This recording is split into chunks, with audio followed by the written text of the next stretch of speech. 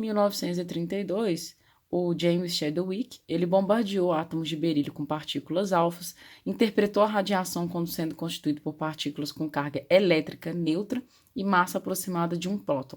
Outra contribuição característica de 1932 dele foi a descoberta do nêutron, que era um modelo adequado para o átomo e que ele ficou disponível para os estudos dos químicos. E aí novos elementos foram criados bombardeando os núcleos existentes com várias partículas subatômicas.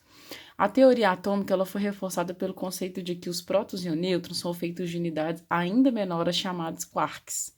Então, quando a gente tem um quark, a gente tem unidades menores de quê? Que são os prótons e os nêutrons. Prótons são cargas positivas e nêutrons são nêutrons, Elétrons têm cargas negativas. Os próprios quarks eram, por sua vez, feitos de cordas vibrantes de energia, e a teoria da composição do átomo continua a ser uma aventura contínua e emocionante ao longo da evolução dos estudos dos modelos atômicos. Elementos químicos, que a gente chama de lei periódica. Um elemento químico é um conjunto de quê? De átomos que são iguais entre si, que possuem o mesmo número atômico. O hidrogênio ele tem o quê? Conjunto de átomos e o número atômico dele é o número 1. E a gente identifica os elementos químicos, pela letra Z. Cada elemento é diferenciado pela quantidade de prótons que possui, então o hidrogênio ele tem um próton, então o número atômico dele é 1. O oxigênio ele tem o quê? 8 prótons, 8 elétrons, então o número atômico dele é 8.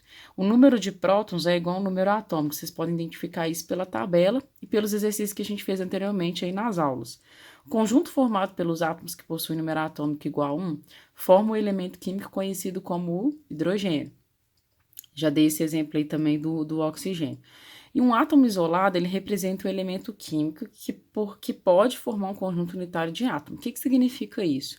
Quando o oxigênio ele está lá representado pelo número atômico 8, significa que ele tem 8 prótons, 8 elétrons, e o número de nêutron deles vai ser 16, que é a massa menos 8, igual a 8. Então, a gente pode trabalhar com as características de um átomo isolado. A característica aí, galerinha, que foi identificado pelos estudos dos cientistas, é que os 115 elementos com propriedades bastante diferentes um dos outros e que se assemelham. Então, na tabela a gente tem 115 elementos que são semelhantes e alguns que são um pouco menos semelhantes. E aí eles são agrupados, por período e por família, de acordo com as características parecidas e semelhantes que eles têm. Depois foi feito o estudo do raio atômico, das periodicidades da tabela que a gente vai falar um pouquinho para frente.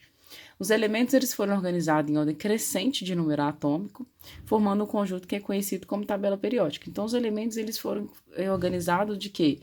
Com forma crescente de número atômico. O número atômico é identificado pelo Z, lembrando que o número atômico é o mesmo que o número de prótons, e aí os elementos eles foram organizados em ordem crescente na tabela da direita para a esquerda e de cima para baixo. São da tabela periódica, os períodos, 1, 2, 3, 4, 5, 6 e 7, as famílias que vão do 1 ao 18, aqui a gente tem os elementos de transição, metais alcalinos terrosos, aqui a gente tem a família do boro, a família do carbono, a família do nitrogênio e a família do oxigênio.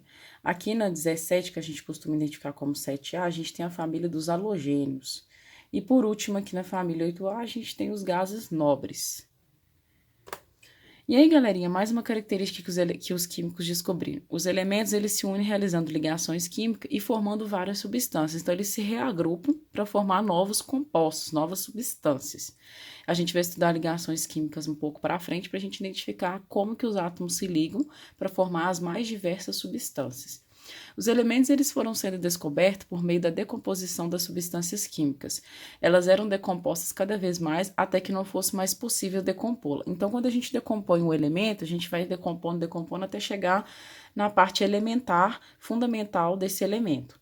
Um outro exemplo é que se passar uma corrente elétrica sobre a água, que a gente chama de eletrólise, a gente vai estudar esse nome mais à frente, ela decompõe duas substâncias simples, entre hidrogênio e oxigênio. Então, quando a gente forma água com 2 átomos de hidrogênio mais um átomo de oxigênio, a gente está formando uma molécula de H2O. A gente pode pegar essa molécula de H2O e decompor ela também e transformar ela numa eletrólise.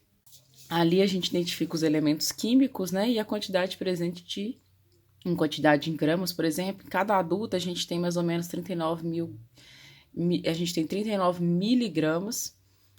gramas de oxigênio no corpo humano. O carbono, a gente tem 110 mil gramas num adulto de 60 quilos, né? E por aí vai a identificação aqui de quais elementos químicos a gente tem no organismo humano.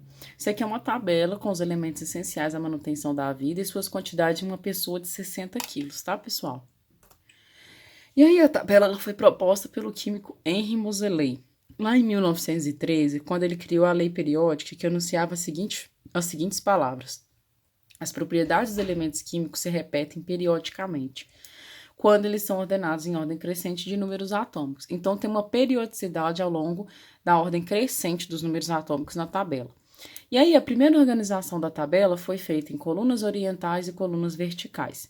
Essa tabela ela foi organizada, né, por Moseley, que identificou que as colunas horizontais ficariam as famílias e as colunas verticais ficariam os períodos. A segunda característica dos elementos químicos, né, presente aí na tabela, é os estados físicos dos elementos.